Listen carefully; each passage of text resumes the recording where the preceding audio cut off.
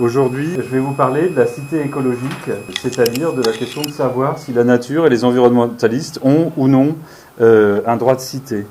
Comme à chacune des présentations, j'ai mis une petite exergue, et celle-ci est tirée d'un livre qui s'appelle Maître et protecteur de la nature, et qui en 1989, lors d'un colloque, a essayé de faire le point un peu conceptuel sur les questions de nature et d'environnement. Et le dernier paragraphe du bouquin est dans un entretien entre le philosophe Alain Roger et Lucien Chabasson. Alain Roger demande « Que pensez-vous de la convergence entre le Front National et un certain écologisme ?» Et Lucien Chabasson répond « Je vous arrête, non, non et non, cet amalgame est scandaleux. » Et vous pouvez lire comme moi.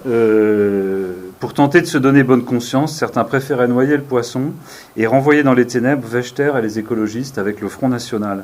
C'est une façon choquante d'évaluer le débat et une insulte à tous ceux qui militent pour leur environnement. Donc, on a là les thèmes de la matinée. L'accusation d'anti-humanisme à l'encontre des environnementalistes, c'était déjà un thème d'une conférence précédente, RES4, sur l'agrocentrisme et l'inhumanisme. Le fait que cette accusation d'anti-humanisme est un moyen pour évacuer le débat, pour empêcher la discussion, et le fait que la solution se trouve dans le problème de la dignité de ceux qui militent pour leur environnement. Que le débat n'est pas possible tant qu'on ne reconnaît pas une dignité à ceux qui militent pour leur environnement, ce sera la clé de ce matin.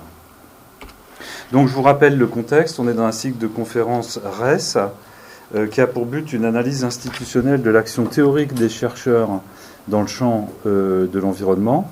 Et je vous rappelle que l'idée d'action théorique, elle était résumée par l'exergue de l'ensemble du cycle, emprunté à Gilles Deleuze. La théorie est elle-même une pratique, autant que son objet.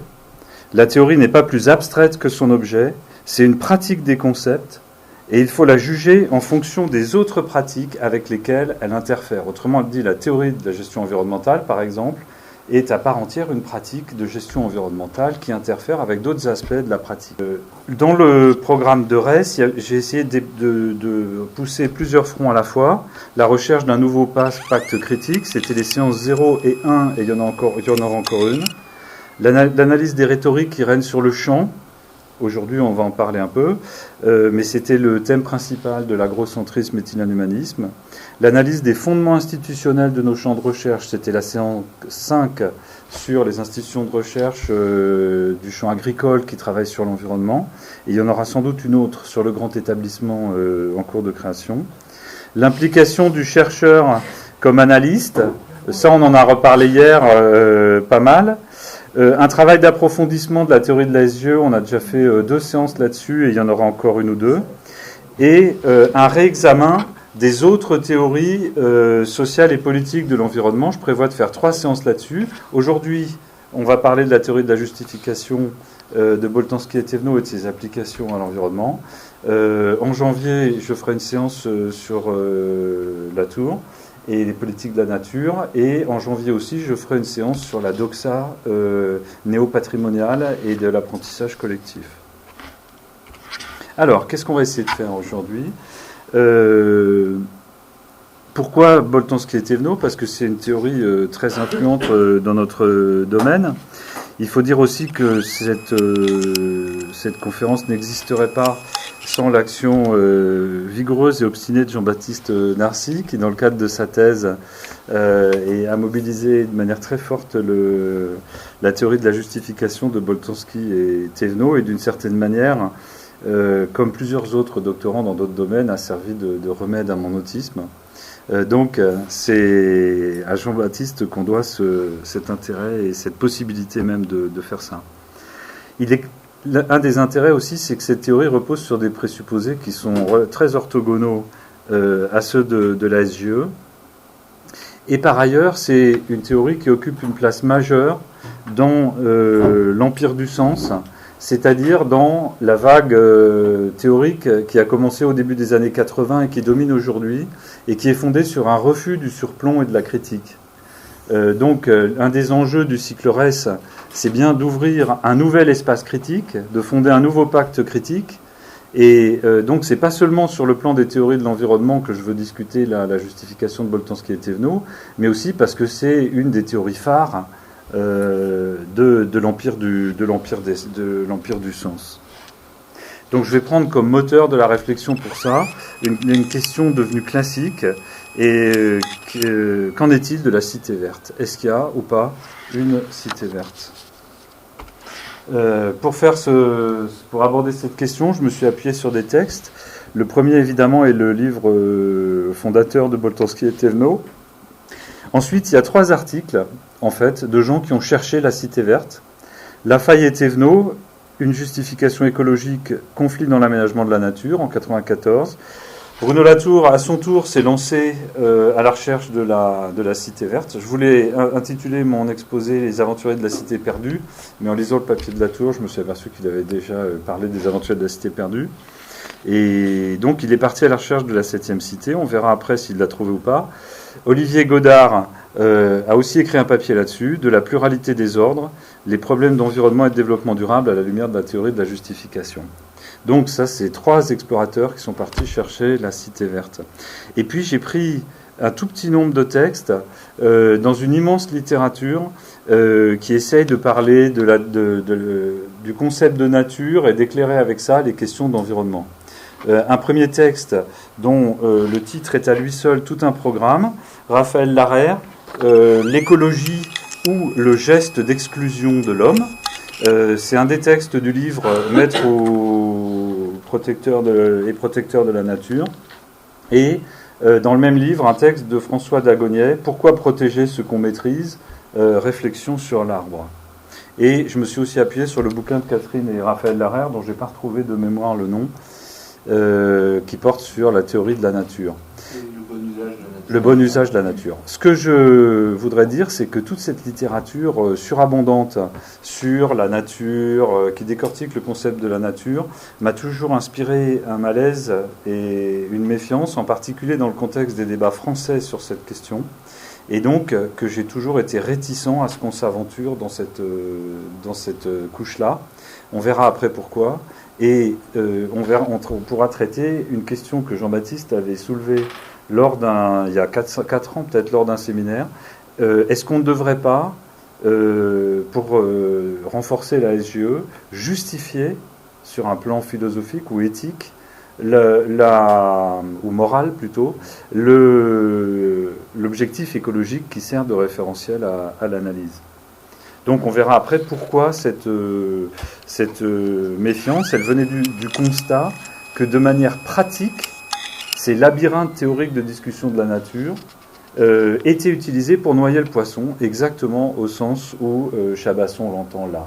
Et après on verra comment fonctionne ce noyage de poisson. Alors comment je vais procéder? Je vais commencer par un retour très rapide sur le modèle des cités.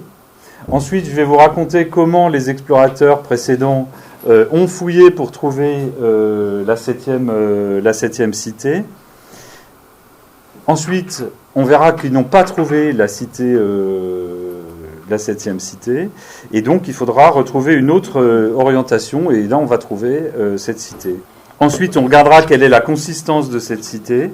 Et on terminera sur la relation entre débat de justification et action environnementale. Alors, le rappel sur le modèle des cités, je vais être véloce parce que je suppose connu la théorie de la justification de Boltanski et Thévenot. Je vais uniquement faire un bref rappel pour qu'on puisse se remettre dans l'ambiance. Sans ça, le reste sera impossible à suivre. Cette théorie porte sur la manière dont les acteurs s'efforcent de justifier leur position ou leurs actes face à la critique ou dans la recherche d'un accord. Et ce que mettent en évidence Boltanski et Thévenot, c'est qu'il existe de fait, dans les régulations actuelles de notre société, 6 cités, c'est-à-dire en fait 6 principes d'ordre structurés, irréductibles les uns aux autres, et qui servent de référence lorsque les acteurs essayent de donner une conclusion par un débat de justification à leurs différents. Donc ces cités, c'est la cité inspirée, la cité domestique, dont le principe est la proximité, la famille, la tradition du groupe, La cité marchande, dont le principe est l'échange, la richesse. La cité industrielle, dont le principe est la production et l'efficacité. La cité de l'opinion, dont le principe central est la célébrité. Et la cité civique, dont les principes reposent sur l'égalité et la condition de citoyen, si on veut. Je passe très vite. Un autre rappel indispensable, c'est que donc chaque cité a sa propre grammaire, c'est-à-dire son propre cadre de... toutes les cités partagent en commun une grammaire, et à l'intérieur de cette grammaire, chaque cité a sa propre armature. On reviendra là-dessus. Ce qui est important, c'est de voir que ces ordres que constituent les cités font des justifications qui partagent une axiomatique générale. Et l'axiomatique générale qui fonde la théorie de la justification, en fait, elle consiste à dire qu'un ordre utilisable pour la justification doit partir d'un principe de commune humanité. Tout le monde est également humain au même titre. Mais en même temps, accepter qu'il existe des dissemblances, des différences de grandeur entre des gens qui pourtant sont égaux, c'est là le paradoxe qu'il faut expliquer. Et c'est pour ça qu'il y a besoin de justification et d'épreuves. On est égaux, mais on est dissemblables. Donc ça, il faut l'expliquer. Le troisième élément de l'axiomatique contribue à résoudre cette tension par un principe de commune dignité, c'est-à-dire que si tous ne sont pas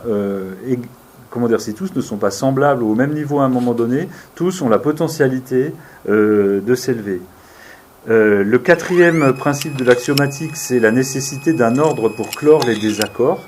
En fait, c'est l'idée qui est une idée de sociologue, au fond, d'une certaine façon, que c'est la renégociation, c'est la négociation d'un ordre social, ou l'épreuve qui débouche sur un ordre social qui est le point clé, la vraie référence légitime des interactions. Ensuite, le paradoxe de tension entre l'égalité et la dissemblance n'est pas complètement résolu par la commune dignité. Il est résolu ou soulagé un peu plus par le cinquième principe, un lien entre état supérieur et sacrifice. Si certains nous sont supérieurs dans un ordre donné, c'est parce qu'ils ont consenti des sacrifices supérieurs à ceux que nous avons consentis, et donc il y a une forme de rétablissement d'équilibre égalitaire par ce principe. Et le dernier principe, lui aussi, est structuré par le paradoxe entre la commune humanité et la dissemblance. C'est la reconnaissance d'un caractère de bien commun aux états supérieurs.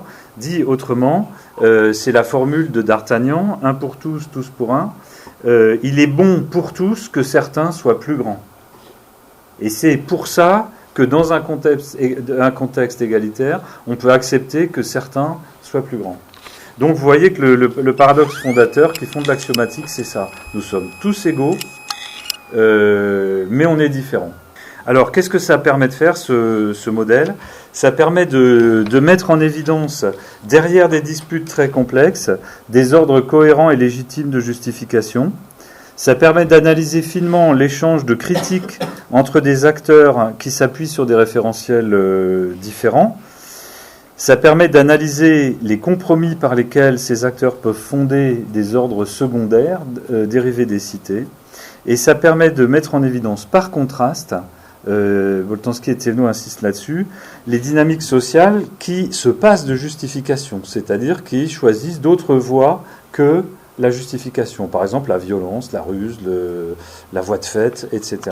Donc, ces usages, vous en avez une très bonne illustration dans le livre de Jean-Baptiste sur la gestion spatiale de l'eau, où il y a de l'analyse fine des critiques entre les acteurs, des compromis, des articulations, en utilisant Boltanski et Thévenot. Alors maintenant, ça c'était pour le rappel. Au-delà des 6 cités de Boltanski et Thévenot, on peut chercher d'autres cités, et c'est ce qui a été fait notamment dans un livre magnifique que Maya a réussi à me faire lire il y a 3 ans et qui a eu beaucoup de conséquences, Boltanski et Chiapello, Le nouvel esprit du capitalisme. Ces auteurs mettent en évidence ce qu'ils considèrent comme une nouvelle cité, qui est la cité par projet. Donc cette cité, on ne va pas la décliner en détail, mais donner quelques éléments seulement. son centre, c'est l'activité du médiateur dans la formation des réseaux. Dans cette cité, la médiation est une grandeur, l'opérateur de formation du réseau. Et le principe supérieur commun, c'est l'activité. Ce qui est important dans la cité par projet, c'est de faire. Les valeurs, c'est aussi la connexion. C'est pour les personnes l'enthousiasme. Pour les personnages grands, c'est le chef de projet, l'innovateur. Quelques messages sur la portée pour nous de cette cité.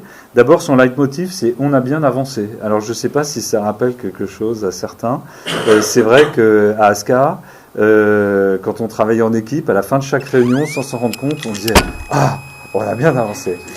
Ça, c'est vraiment le leitmotiv de la cité par projet. Hein. On pourrait imaginer un opéra de Wagner des cités de Boltanski et Thévenot avec chacun son leitmotiv, la cité par projet, si on a bien avancé. Et l'objet culte de la cité par projet, c'est le Schmilblick du sketch de Coluche. C'est ce qui explique qu'au moment où cette cité a commencé à émerger, ce sketch de Coluche a pris une valeur paradigmatique. C'est un concept qu'on n'arrête pas d'utiliser. Ce qui caractérise le Schmilblick, c'est que ça avance, mais on ne sait pas ce que c'est. Donc le but, c'est de faire avancer le Schmilblick. Il est plus important d'avancer que de qualifier. C'est ça le fondement de la cité par projet. Et dernier point qui montre la pertinence de cette cité par projet, c'est que dans tous les éléments de grandeur de la cité par projet, on reconnaît les éléments de la pensée dominante actuelle sur l'environnement et les ressources, la médiation, le projet, etc., l'innovation. Et donc, en fait, là, je pense que si notre avancement théorique passe par une critique de cette emprise de l'empire du sens sur notre domaine de pensée et d'action, certainement la discussion de la cité par projet est importante. Nous, on est dedans, c'est clair. Notre mode de fonctionnement est un fonctionnement par projet. On est typique. Mais en revanche, on est aussi dans une critique de ce que peut induire le fonctionnement par projet quand il est instrumentalisé de manière cachée par d'autres cités. Alors, je voudrais aborder aussi un autre terme qui est la cité du guerrier. Je le fais là uniquement pour ouvrir la discussion pour la suite dans d'autres enceintes quand on parlera du lien entre stratégie et justification. En effet, la théorie de la justification est disjointe de toute possibilité de théorie stratégique en principe. Et donc, par ailleurs,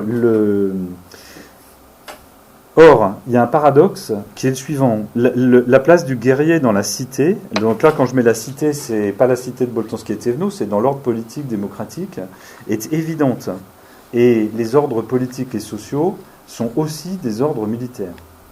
Donc, y compris l'ordre actuel de l'ONU, et possède un plan de consistance militaire et géostratégique très très fort.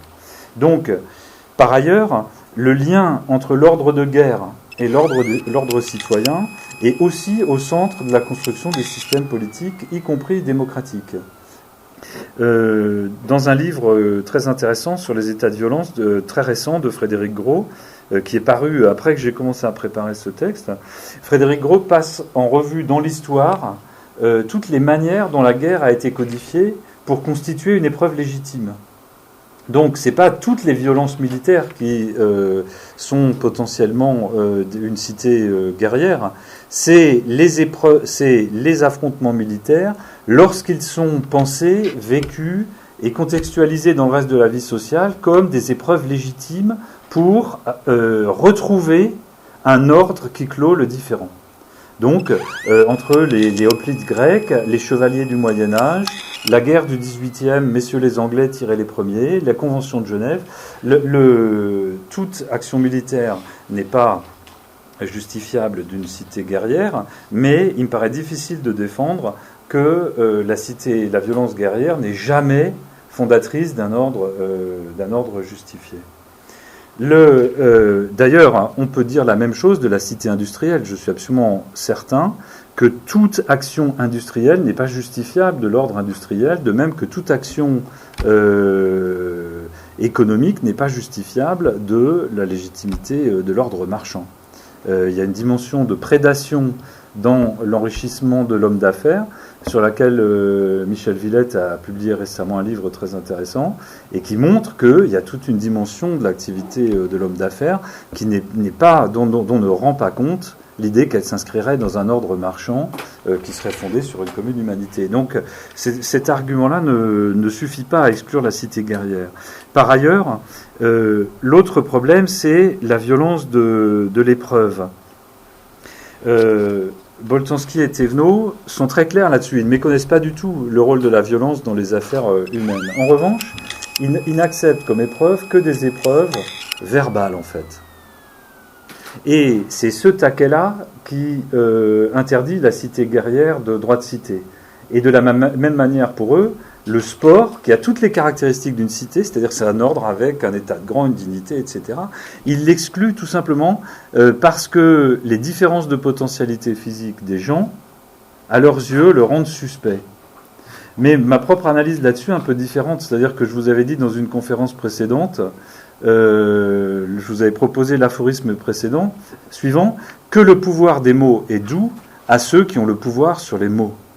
Dit autrement, pour ceux qui sont extrêmement puissants dans l'affrontement rhétorique, l'épreuve verbale ne constitue pas une violence. Mais pour ceux qui ne sont pas puissants dans la rhétorique, l'épreuve verbale peut constituer une violence. Hier, on a assisté à une épreuve verbale. Il me paraît difficile de considérer qu'il n'y ait pas un élément de violence, surtout quand on regarde derrière les ordres institutionnels, les questions latentes qui s'expriment dans l'affrontement verbal. Et de la même manière, il me paraît assez délicat de dire dans une commune humanité que ceux qui ont hérité d'un talent sportif ne peuvent pas accéder à l'état de grand avec ça, mais que ceux qui ont hérité d'un talent rhétorique comparable à celui de Thévenot, de Boltanski ou de Latour, eux, peuvent se réclamer d'un ordre légitime. Donc, je pense que ce point-là est très intéressant. Si on veut pouvoir penser à la promotion sociale par le sport, par le travail, etc., par d'autres aspects, ou sur les aspects de l'épreuve qui ne sont pas des aspects verbaux, on peut relâcher cette contrainte-là. C'est pas ce que je ferai dans l'exposé d'aujourd'hui. Donc aujourd'hui, je vais m'en tenir au cadre strict de Boltanski et Thévenot. Vous remarquez que dans leur axiomatique, l'absence de violence ne fait pas partie de l'axiomatique. Elle en est simplement un accessoire indirect. On verra après pourquoi. Alors, un autre point clé encore sur la théorie des cités, c'est que Boltanski et Thévenot ne cessent de batailler pour pas qu'on réduise uniquement leur modèle des cités à une dimension morale, de modèle de morale. Et ils insistent qu'il y a d'autres fondements aux cités, d'autres raisons de la cohérence des cités. Et par exemple, un principe de réalité. Si on veut produire pour manger, à ce moment-là, la cité industrielle, elle se construit. Il y a une interaction entre la nécessité de produire pour manger, d'échanger pour prospérer, qui a son répondant social, qui est la construction d'un ordre de légitimité qui correspond à une épreuve de réalité, en fait. De la même manière, ces cités, elles correspondent aussi à des dynamiques sociales et culturelles qui les construisent. Elles constatent un état de fait. Ce ne sont pas des états métaphysiques de choses qui existent sans avoir été construits par les gens. Ces cités, elles ont aussi une dimension organisationnelle, institutionnelle, cognitive et matérielle. Ça paraît bizarre de mettre ça en une seule ligne, mais pour Boltanski et Thévenot, c'est la même chose. C'est ce qu'ils appellent les équipements. C'est-à-dire qu'entre une règle de procédure et un ordinateur, le dispositif dans lequel on est aujourd'hui, il repose de manière indissociable sur l'habitude de la journée structurée en discussion, des tours de parole, etc., et le matos de projection, et le logiciel PowerPoint, et un certain équipement cognitif qui va avec. On verra qu'il y a aussi des liens avec les aspects scientifiques. En tout cas, un point très important pour nous qui sommes attachés à la théorie des organisations, c'est le fait que les cités ne constituent pas des organisations. Donc je vous lis une citation de Godard, du papier que je vous ai indiqué au départ. « Les organisations et les institutions concrètes peuvent être vues comme des formes particulières et stabilisées pour un temps d'agencement entre plusieurs ordres. » Donc l'organisation concrète, c'est un agencement entre plusieurs ordres. Il n'existe pratiquement pas d'organisation qui soit le reflet d'un ordre pur, et on verra l'importance de ce fait pour la suite. Maintenant, on va avancer d'un cran plus loin dans le questionnement de la théorie de Boltanski et Thévenot. La question du cycle reste, c'est de savoir d'où parlons-nous et à qui. Et donc la question qui se pose, c'est de savoir depuis quelle cité l'analyste prend la parole. Ma réponse est la suivante. Boltanski et Thévenot prennent la parole depuis une cité qui est immanente à l'ensemble de leur travail, c'est-à-dire qui le fonde et qui n'est pas vue parce que c'est depuis elle que la parole se déploie. Cette cité, c'est la cité des droits de l'homme. Donc, si vous voulez pour le voir, il suffit de rapprocher l'axiomatique des cités de la déclaration des droits de l'homme. Je vous rappelle les principes. La commune humanité, donc ça c'est articles 1 et 2. Tous les êtres humains naissent libres et égaux en dignité et en droit. Donc on a la dignité aussi qui viendra après. Ils sont doués de raison et de conscience et doivent agir les uns envers les autres dans un esprit de fraternité. Donc la fraternité, c'est la commune humanité. La raison et la conscience, c'est ce qui fonde la justification et le fait de devoir se justifier. Et par ailleurs, l'article 2, chacun peut se prévaloir de tous les droits et de toutes les libertés, donc aucun système qui reposerait sur une exclusion, une différenciation a priori ne peut coller, sans distinction aucune, notamment de race, de couleur, de sexe, de langue, de religion, d'opinion politique ou de toute autre opinion, d'origine nationale ou sociale, de fortune, de naissance ou de toute autre situation. Et ça, c'est le fondement d'un point clé de la théorie de Boltanski et Thévenot, c'est que les qualités ne sont jamais attachées de manière fixe aux personnes, mais que toute personne doit avoir accès à toutes les qualités. Le principe de dissemblance et les trois principes qui permettent de clore, la nécessité d'un ordre pour clore les désaccords, c'est le principe du consensus, notamment qui est fondateur de la négociation dans un régime de droits de l'homme, le lien, la reconnaissance d'un caractère de bien commun et la commune dignité, tous ces éléments sont directement l'expression théorisée de la déclaration des droits de l'homme et de l'ordre que cette déclaration fonde. Donc, il y a bien une cité immanente au développement de la théorie, la cité des droits de l'homme. Et la cité des droits de l'homme n'est pas visible. Pour qu'il y ait un équilibre, il faut aussi que la cité du guerrier ne soit pas visible. Sans ça, l'ensemble ne fonctionnerait pas. En tout cas, on avance d'un bon cran par rapport au programme de Ress, parce qu'on commence à voir d'où parle et quelle est la cause qui est portée finalement par cette théorie. C'est intéressant de voir que la Déclaration des droits de l'homme partage l'ambiguïté de Boltanski et Thévenot par rapport à la violence, c'est-à-dire que dans la Déclaration des droits de l'homme, la violence est évacuée comme mode légitime de traitement des conflits, mais en revanche, tous les ordres pratiques ou institués fondés sur les droits de l'homme gèrent la violence. Il y a les casques bleus, le Conseil de sécurité de l'ONU, etc. Et donc, cette conscience aiguë que la violence existe aussi, qu'elle est externe par rapport à l'ordre fondé sur les droits de l'homme, et qu'on devrait pouvoir essayer de la gérer sans la légitimer complètement, mais sans la méconnaître, pour moi, est aussi caractéristique de cette immanence du modèle des droits de l'homme comme fondement de la théorie. Donc, pour Boltanski et Thévenot, c'est ici les droits de l'homme. Alors, quelle lumière ça jette sur la théorie ? Ça montre qu'ils ont réussi à faire une chose très importante, c'est qu'ils ont réussi à montrer, si on les voit comme des théoriciens comme nous, qui essayent de faire quelque chose par ce qu'ils montrent, ce qu'ils ont réussi à montrer, c'est qu'on pouvait non seulement concilier, mais même potentialiser la recherche de l'efficacité, le développement du commerce, etc., avec un fondement strict de droits de l'homme. Strict et développé de manière ultra rigoureuse dans leurs bouquins. C'est loin d'être un mince résultat. Le fait que la cité domestique, la cité inspirée, la cité marchande, la cité industrielle ne sont pas étouffées par les droits de l'homme, mais au contraire peuvent fonder un pacte plus large qui fonctionne et qui avance, c'est ça qu'ils ont prouvé. Et c'est ça, au fond, l'avancée du point de vue qui est le leur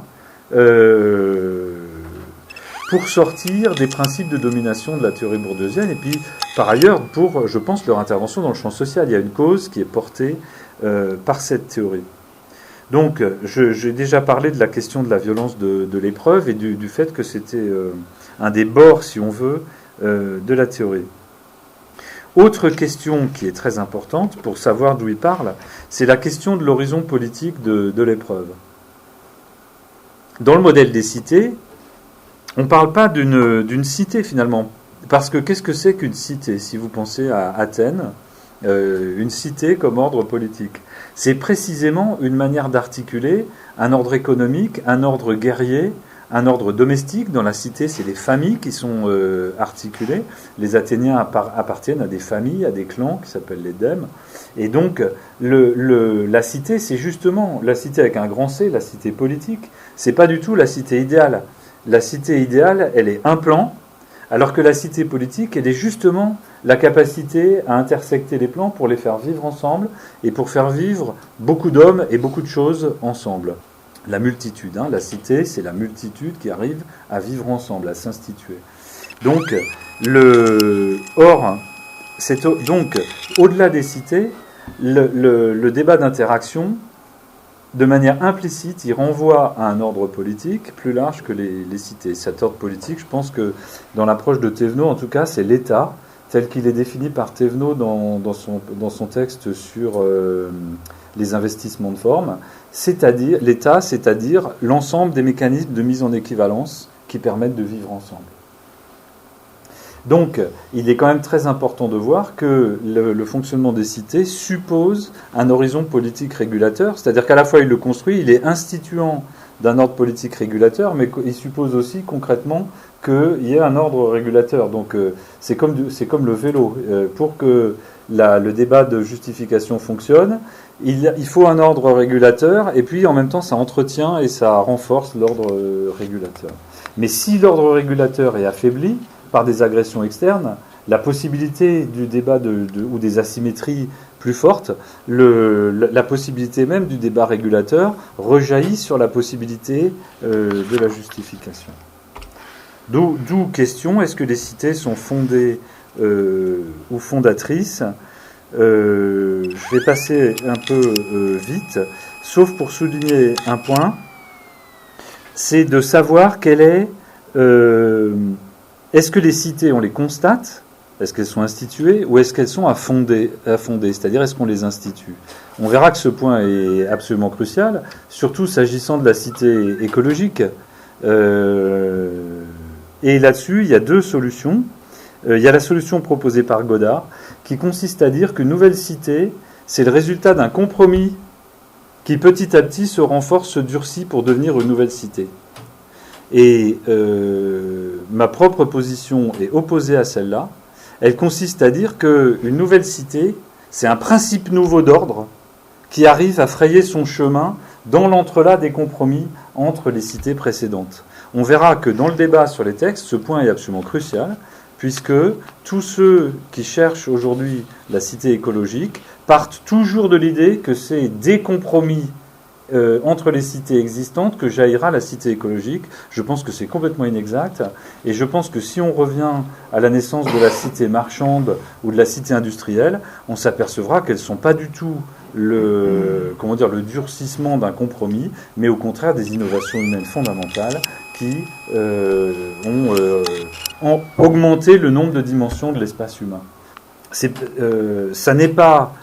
Dit en termes de mathématiques vectorielles élémentaires, ça n'est pas en cherchant, en partant du vecteur composé en des dimensions déjà existantes qu'on va inventer une nouvelle dimension. Donc, de ce point de vue-là, la démarche de Reyss est complètement en rupture par rapport à des propositions comme celle de Godard. Après ces préambules, on va aller en détail voir ce qui s'est passé lorsque nos trois fouilleurs ont cherché ce qu'ils appellent, eux, la cité verte. Lafaille et Thévenot, dans leur article, j'ai mis des citations, partent du principe que le rattachement de l'action et des intérêts défendus à une forme de bien commun est un enjeu majeur dans les conflits d'environnement. Dit autrement, il ne suffit pas de raisonner en termes de stratégie, comme certains. Ce qu'il faut, c'est voir sur quels ordres de légitimité on s'appuie. Et eux proposent, ils écrivent, avant de repérer les éléments propres à ce qui pourrait être la fondation d'une cité écologique, il faut examiner la reprise des questions écologiques dans les cités stabilisées. On verra que ça, c'est un point majeur de toute cette littérature. Et donc, ils déclinent la manière dont la cité domestique, inspirée, marchande, industrielle, chacune, à son compte, reprend les questions environnementales. Ils écrivent, enfin, que ces reprises sont certes très opératoires, mais qu'elles n'épuisent pas la problématique écologique. Ce point est très important. C'est-à-dire que on peut presque tout traiter en environnement avec les logiques industrielles marchandes, mais pas tout. Du moins, c'est leur intuition de départ de leur article. D'où l'importance de chercher la fameuse cité, ce qu'ils appellent la cité verte. Donc, pour trouver la cité verte, ils nous proposent d'examiner sa capacité critique des autres cités et sa capacité à déployer une spécification du lien politique propre à fonder un accord légitime. Alors ça, c'est important. Si on veut trouver la cité verte, ça veut dire qu'on doit trouver une forme de lien politique spécifique qui a trait à l'environnement. C'est pas des problèmes techniques, non, c'est une forme de lien politique qu'on cherche. Sur le premier point, il est clair pour eux, comme ensuite pour Godard et tout le monde, que la cité verte est largement fondée sur une critique des logiques industrielles et marchandes. Quiconque a lu des textes environnementalistes ou écologistes le voit bien sûr. Et Lafaille et Thévenot tirent du mémoire de DEA de Rémi Barbier, qui a porté là-dessus, sur la cité verte, en 92, je pense, quelques principes de la nouvelle cité, notamment « est grand ce qui est vert » et le fait de polluer est associé à l'état de petit. Mais on ne débouche absolument pas sur l'armature d'une nouvelle cité, il n'y a que des éléments isolés mais pas reliés entre eux, pour deux raisons. Il constate une difficulté à établir une équivalence propre à rendre les êtres commensurables, c'est-à-dire il n'y a pas de balance pour peser la grandeur écologique des gens, et insuffisamment outillé pour les justifications ordinaires. Ça veut dire que quand un environnementaliste discute avec quelqu'un qui est pour le développement agricole ou industriel, c'est toujours lui qui se fait battre dans le débat. C'est ça que ça veut dire, insuffisamment outillé. D'où une troisième hypothèse qu'ils examinent. Ils se demandent si la justification écologique relève de la grammaire de la justification, c'est-à-dire si elle peut constituer une cité à part entière, ou si elle nous envoie dans une autre dimension qui n'est plus une dimension politique, qui n'est plus une dimension morale et politique. C'est une forme d'exclusion polie, mais c'est une forme d'exclusion. Pourquoi ? 4 arguments qui vont revenir, certains chez Godard, d'autres non. Le premier, c'est les générations futures. Or, l'argument, c'est de dire, puisqu'on nous parle des générations futures, comme on ne peut pas les mettre autour de la table, alors on n'est plus dans un ordre politique avec les générations futures. Le deuxième, c'est que le deuxième obstacle, ce serait la question de la dignité des êtres non humains. Vous nous parlez des baleines et des éléphants. Je ne suis pas d'accord pour donner une dignité aux baleines et aux éléphants. Donc il y a un problème. Il y a un problème. Comment les baleines peuvent se promouvoir à l'état de grand, c'est un problème. Pour eux, le troisième problème, donc ça, c'est 2 problèmes qui vont être récurrents, et on verra que ceux-là vont se dissoudre comme brouillard au soleil, mais eux sont les trois textes ont bloqué sur ces problèmes-là. Il y a 2 autres problèmes dont j'avais pas du tout conscience qui se posaient et qui renvoient à des malentendus étonnants mais très importants pour nous. Le premier, c'est que pour Lafaille et Thévenot, l'écologie et l'environnement renvoient au paradigme du système, c'est-à-dire d'un ensemble qui fonctionne par les interactions entre ces éléments. Et or, le modèle du système, que eux voient uniquement comme un modèle cybernétique, est évidemment incompatible avec le modèle d'un ordre politique dont la dynamique repose sur le dialogue finalisé entre des êtres raisonnables et libres. Donc, pour eux, l'idée du système renvoie à une machine cybernétique et la cité au sein desquelles débattent des humains n'est pas une machine cybernétique. Donc d'après eux, il y aura une idée de paradigme complètement différent. Donc là, j'insiste là-dessus parce que c'est très important pour nous. J'ai pris conscience là que dès lors qu'on parle de système, beaucoup de gens comprennent tout de suite de travers machine cybernétique. Alors que j'ai insisté là-dessus dans la séance RES 6, les lectures systémiques comme celle du soft system modeling ne renvoient en aucune manière au modèle d'une machine cybernétique. Mais là, on a un vrai point clé dans le débat autour de ces cités, de la cité écologique.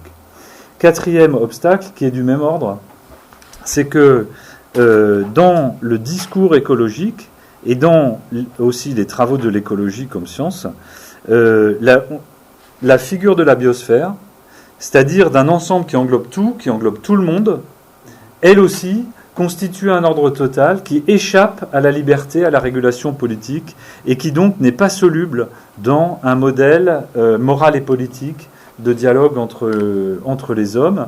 Si une pensée renvoie à une totalité qui dépasse, dans tous les sens du terme, la communauté politique, cette pensée ne peut pas entrer comme un des protagonistes dans la discussion politique. Au total, ils terminent avec une conclusion très prudente et ouverte. Ils disent on peut déjà aller très loin avec les cités existantes. Il semble y avoir une cité verte, mais ils n'avancent pas beaucoup dans sa mise en évidence. Et au fond, ils sont plutôt tentés par l'alternative qui consiste à sortir de la théorie et à dire que l'écologie renvoie à autre chose que la morale et la politique, à l'extériorité d'un systémisme ou d'un évolutionnisme. Donc, voilà le bilan du texte de Lafaille et Thévenot. C'est quand même un bilan mitigé. Alors, Latour, lui, dans son texte, prend les choses de manière assez différente. Je vous conseille la lecture du texte. Comme d'habitude, il est rédigé de manière claironnante et, jouissif pour l'esprit. L'écologisme, donc pour lui, l'écologisme est coincé entre le fait qu'il est déjà récupéré ou intégré dans les autres cités pour l'essentiel, et d'autre part le fait qu'il a un projet holiste qui dépasse la communauté. C'est de nouveau le même argument de la biosphère, pour renvoyer à une espèce de super-cité naturelle. Sauf que lui rajoute là-dedans ce qui est sa propre obsession, puisqu'il y a des machines cybernétiques ou des super-ordres naturels de la biosphère, seuls les savants peuvent en parler, et donc on est déjà au bord de l'abus scientiste. Mais on voit que le constat est très proche. Donc lui propose la solution suivante pour la 7e cité. 1, on va considérer que les écologistes ne savent pas ce qu'ils disent. Et 2, Latour se propose de théoriser lui-même sur leurs pratiques. Inutile de dire que c'est une entorse totale à la théorie des cités, quoi. Je vous dis les termes dans lesquels il dit ça. L'écologie croit parler de la nature, du système, d'une totalité hiérarchisée, d'un monde sans l'homme, d'une science assurée. Alors c'est sûr que quand on entend de travers ce qu'ils disent, on est tenté de ne pas les entendre.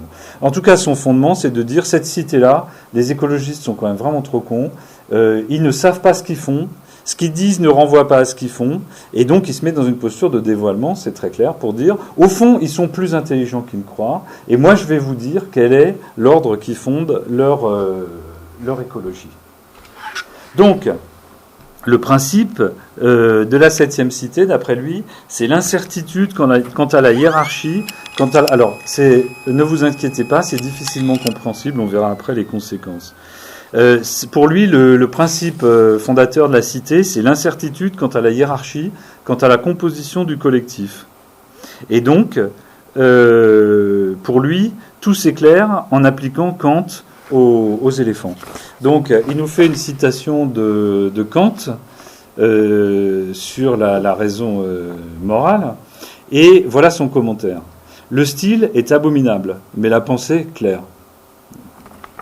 Dans cette définition de la morale, par Kant, seule la première phrase est à modifier, celle qui suppose une création faite de simples moyens, offerts comme un tas de sable à l'ingénuité du petit homme. Donc l'idée de la morale kantienne qui cite, c'est que est morale un comportement qui ne considère pas l'autre personne comme un simple moyen pour arriver à mes fins. Et lui, ce qu'il propose, c'est d'étendre ce principe kantien aux êtres non humains. Et il continue en disant « Généralisons à tous les êtres de la création l'aspiration au règne des fins, et non pas des simples moyens, je rajoute, que trouvons-nous ? Une définition précise des liens pratiques établis par les écologistes avec ceux qu'ils défendent, les rivières, les animaux, les biotopes, les forêts, les parcs, les insectes. Ils ne disent nullement qu'il ne faut pas les utiliser, les commander, les servir, les dominer, les agencer, etc., mais qu'il faut, comme pour les humains, ne jamais les considérer comme de simples moyens, mais toujours aussi comme des fins. » Je saute un peu, et il conclut par cette phrase, vous verrez, qui est capitale. Ce qui ne colle pas dans les théories de l'écologie, c'est cette croyance invraisemblable dans l'existence d'une nature extérieure à l'homme et que celui-ci menacerait par sa domination et son irrespect. Vous reconnaissez le titre de François Dagonier, Pourquoi protéger ce qu'on maîtrise ? L'état de grand, donc, c'est laisser ouverte la question de la solidarité entre fins et moyens. L'état de petit, c'est savoir absolument qu'une chose n'a pas de lien avec une autre. C'est-à-dire qu'une chose est importante et qu'il ne faut pas la mettre en lien avec une autre.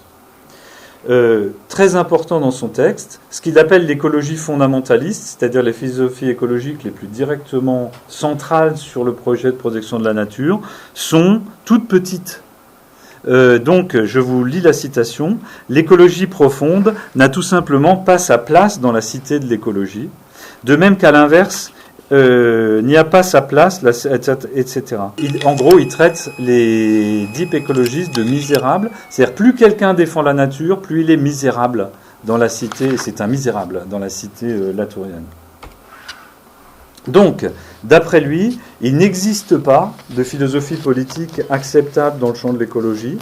Les manuels d'écologie se trompent dans la théorisation de leurs pratiques. Dit autrement, on ne peut pas faire ce que Boltanski et Thévenot ont fait en allant chercher des traités de philosophie politique ou de manuels pratiques, puisque les écologistes se trompent toujours. Le problème de l'écologie, d'après lui, c'est un problème d'apprentissage collectif sur les associations possibles entre les choses et les gens. Il faut inventer des procédures nouvelles, il faut écologiser. Et d'après lui, cette analyse-là qu'il propose, la cité verte, porte peut-être le salut de l'écologie politique. Il faut insister sur le fait que la visée pratique de son projet, de sa recherche d'une cité verte, c'est de fournir une doctrine au mouvement politique vert, aux partis politiques verts. Donc, dans cette recherche, il s'est positionné très clairement comme un compagnon de route des Verts. De mon point de vue, il a trouvé quelque chose, c'est clair, mais pas la cité de l'écologie. Olivier Godard, y a-t-il une cité verte ? Alors, donc c'est le troisième texte important qui s'est penché sur la question. D'abord, Godard, comme les autres, part du constat que chacune des cités déjà existantes a sa propre vision de la nature. Et ensuite, il examine deux types de compromis, le patrimoine et le développement durable, parce que lui pense que c'est du compromis par sa montée en dureté que se compose une cité de l'avenir. Donc, pour lui, le patrimoine naturel, c'est la clé de voûte d'un compromis à la recherche d'un nouvel ordre de justification. Le problème, c'est que le patrimoine naturel, il est d'une certaine... voilà comment il l'analyse. Il considère que c'est la réactivation principale de l'ordre domestique. C'est l'ordre domestique qui est central dans la notion de patrimoine, autour de l'éthique de la transmission patrimoniale, de l'utilisation de savoirs locaux informels, mais projeté dans un monde civique, puisqu'il suppose une reconnaissance comme sujet légitime égaux de tous ceux qui se reconnaissent un intérêt patrimonial, quel que soit leur rapport juridique à la propriété. Donc ça, c'est civique, quel que soit le rapport juridique à la propriété. Et à cela s'ajoute une prise d'inspiration formelle du rapport constitutif de l'ordre marchand, qui se lie notamment dans le caractère négocié du patrimonial, dans le fait que le concept de patrimoine est utilisé aussi bien pour le patrimoine fiduciaire ou financier que dans sa dimension familiale. Et récupère aussi un peu de vision industrielle. Donc lui, il voit dans le patrimoine un complexe de ces différentes visions qui serait, d'une certaine manière, la matrice en attente d'une réaction qui forgerait la nouvelle cité écologique. Mais qui n'est en tout cas pas dans l'état actuel d'une cité. Il montre pourquoi, je passe les arguments, mais il montre que, en tout cas, on n'a pas un ordre qui répond à l'axiomatique des cités. Et ça n'est pas non plus le cas pour le développement durable, pour deux raisons. On a quelques éléments, la durabilité comme principe, etc. Mais on se retrouve soit avec un problème d'entrée des non-humains dans le collectif, qui n'est pas compatible avec le principe de commune humanité, soit avec un problème dans la version faible du développement durable, d'inclure les générations futures et de se retrouver avec l'absence d'une communauté politique pour avoir le débat de justification. Donc au total, on est coincé. Il arrive à l'endroit d'où partaient Lafaille et Thévenot, c'est-à-dire on est coincé entre soit la diffraction du problème écologique dans toutes les cités déjà existantes, soit recomposer une nouvelle cité à partir de compromis. Il essaye de voir comment ça marche, mais ça marche pas. Ça marche un peu, mais ça marche pas vraiment. C'est-à-dire qu'au fond, on est ramené à un état dans lequel on a d'une part la reprise des thèmes écologiques par les autres cités, et un compromis, au sens de Boltanski et Thévenot, ou deux compromis, celui que constitue le patrimoine, celui que constitue le développement durable. Voilà les résultats des fouilles précédentes. Et donc, on n'a pas trouvé cette cité. Et donc, je propose qu'on réexamine la question et qu'on parte cette fois-ci sérieusement à la recherche de la cité de l'écologie.